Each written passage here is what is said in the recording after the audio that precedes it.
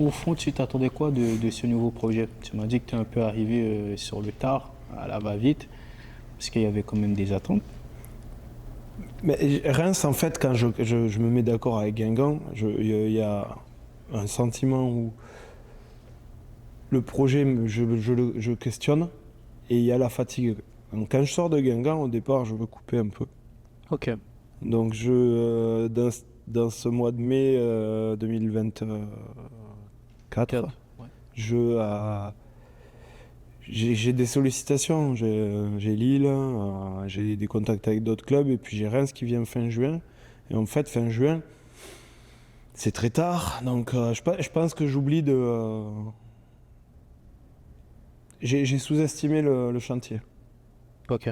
Dans le sens où il y avait 14 départs dans l'équipe, vu qu'elles avaient fait une saison de folie Hmm.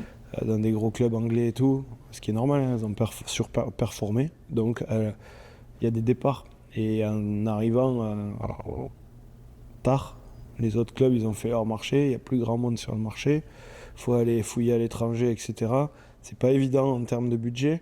Hmm. Donc je pense que je sous-estime un peu le projet et, euh, et que j'ai peut-être oublié de réfléchir à mon niveau d'énergie à ce moment-là, Hmm. pour m'engager un truc comme ça. Hmm. Mais j'ai des attentes, oui, en arrivant. Hmm. Justement, on en parle dans le foot féminin, il y a des moyens qui sont quand même assez limités. Tu t'adaptes comment à ça, sans frustrer ton groupe, ni perdre le fil? C'est un exercice difficile, Hmm. parce que le contexte en France aujourd'hui au niveau du foot, il est très difficile. Il y a les droits télé, il y a des nouvelles règles au niveau de la DNCG qui contrôle la gestion des clubs, des budgets. Ouais. Et comme souvent, en fait, c'est les sections féminines qui sont sacrifiées quasiment en premier. Hmm.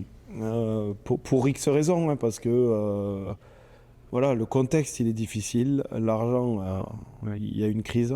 Ouais. Donc les directions font des choix. Comme je dis souvent, moi je comprends le contexte, mais je suis pas forcément en accord sur le choix de sacrifier, on va dire, les équipes féminines. Ou en tout cas de leur réduire les budgets. Même s'il y a une réalité, c'est qu'en France aujourd'hui, le foot féminin ne génère pas une réelle économie, hein. Donc, les présidents et les propriétaires de clubs, c'est aussi des businessmen. Donc, quand ils posent un billet sur la table, ils aiment bien en récupérer, ce qui peut se comprendre. Ouais. Mais quand on est partie prenante du projet, c'est dur de ne pas se frustrer quand même. La priorité, c'est arriver à faire comprendre à son groupe où c'est qu'on veut les amener. Ouais.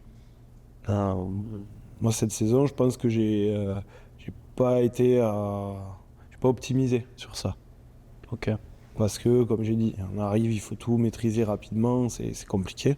Je pense que la priorité, c'est leur faire sentir qui on est, les mettre en confiance et être clair sur ce qu'on veut d'elles. Le cadre est important, évidemment, mais dans ce cadre, il doit y avoir de la liberté. Ok. Et justement, quand on arrive, et je parle selon toutes les expériences que vous avez eues, est-ce qu'on préfère construire un jeu à partir de profils, les profils qui sont à disposition, ou on arrive déjà avec une idée fixe? Moi perso à Reims, comme j'arrive, j'ai staff développé, j'ai beaucoup de staff par rapport à ce que j'ai eu avant. Ouais. J'arrive et je me dis je vais y aller all-in sur ce que j'ai envie de faire dans le jeu. Et au départ ça se passe super bien. Il y a une vraie identité assez rapidement, etc. Et on est sur une équipe pro. Donc tu l'évalues sur le résultat. Ouais. Et en fait, à la 6e journée, on a 0 point. On joue bien, on a des occasions, on joue bien, mais ça paye pas.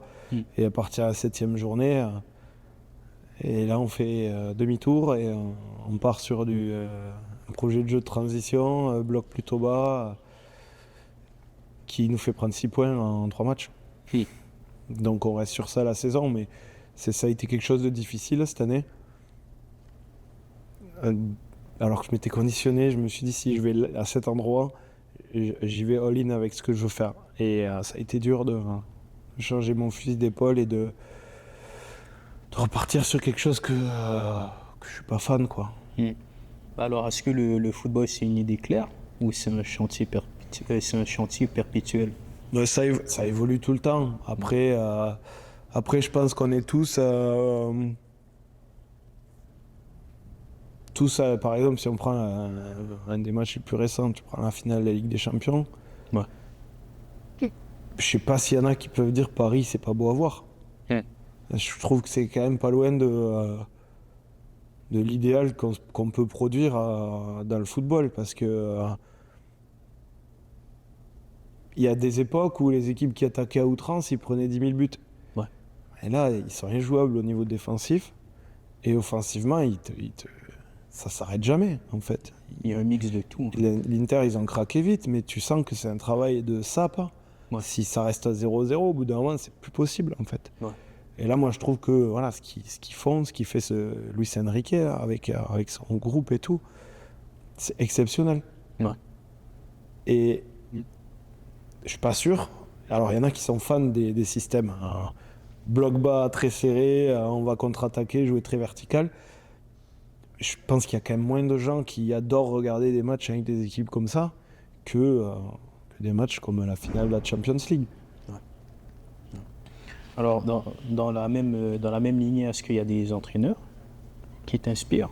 Mais là, à l'heure actuelle, Luis Enrique, vraiment dans le sens où faut regarder comment il s'est fait chahuter depuis qu'il est arrivé et là où il a amené son équipe.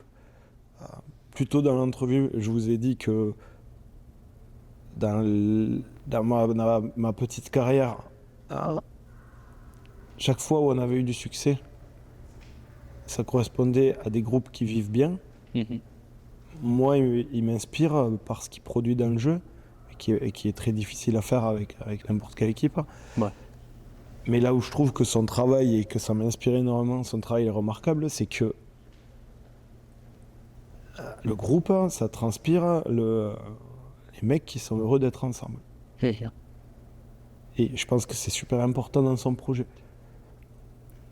Après, j'ai été influencé pas mal par Guardiola au moment où il a commencé où il y a eu vraiment un petit peu ces courants là de jeu de position, de se déformer, de faire entrer des latéraux à l'intérieur, de système asymétrique. Tout ça, c'est des choses qui m'ont beaucoup inspiré, mais je suis quelqu'un qui est très curieux de tout ça. Donc j'ai pas de référence absolue. Par contre, je me renseigne beaucoup, je me nourris beaucoup de ce que je peux lire à droite à gauche parce que je trouve que c'est un sport qui évolue tous les jours. Et si tu devais résumer ta philosophie de jeu en une seule idée, tu dirais quoi? Ça, c'est pas évident comme question. Oui.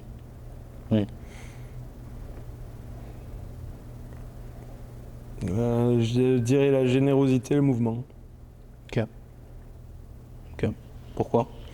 Parce que je pense que l'équipe qui court le plus a quand même malgré tout plus de chances d'avoir un résultat. Ok. Mais courir, c'est pas juste pour courir. Mais voilà, presser, c'est courir. Prendre des espaces, c'est courir. Donc, être en mouvement, c'est courir.